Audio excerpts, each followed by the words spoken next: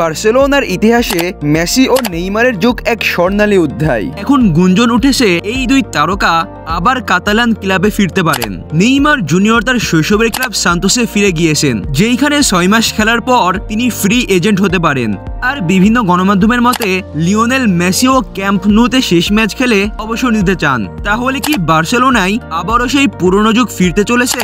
Neymar ইনজুরির কারণে দীর্ঘদিন মাঠের বাইরে ছিলেন, এখন তিনি সান্তোসে ফিরে এসেছেন, যেখানে তিনি নিজের ফিটনেস ফিরে পাওয়ার চেষ্টা করছেন। নিয়মিত গোল অ্যাসিস্টও করছেন তিনি। গুঞ্জন রয়েছে এই 6 মাস শেষ হলে তিনি ফ্রি এজেন্ট হিসেবে বার্সেলোনায় ফিরতে পারেন। নেইমার জুনিয়র তার বেতন কমাতেও রাজি রয়েছেন। অন্যদিকে লিওনেল মেসি নিজেই বলেছেন, আমি ক্যাম্প নুতে খেলেই ফুটবল থেকে অবসর নিব। যদিও তিনি এখন ইন্টার মায়ামিতে খেলছেন, তার চুক্তির শর্ত অনুযায়ী একটি বিদায়ী ম্যাচ বা অল্প মেয়াদী চুক্তিতে বার্সেলোনায় ফেরার সুযোগ রয়েছে। বার্সেলোনা এখন তরুণ প্রতিভাদের উপর জোর দিচ্ছে এবং ক্লাবের আর্থিক অবস্থাও ভালো নয়। নেইমার এবং মেসির মতো বড় তারকাদের ফেরানোর জন্য বড় বাজেটের প্রয়োজন, যা বর্তমানে ক্লাবের জন্য একটি চ্যালেঞ্জ। তবে যদি তারা বড় বেতন কমাতে রাজি হয়, তাহলে এই স্বপ্ন সত্যি হওয়ার সম্ভাবনা রয়েছে। নেইমার ও মেসির বার্সেলোনায় ফেরা শুধুই গুঞ্জন নাকি সত্যিই কিছু হতে যাচ্ছে?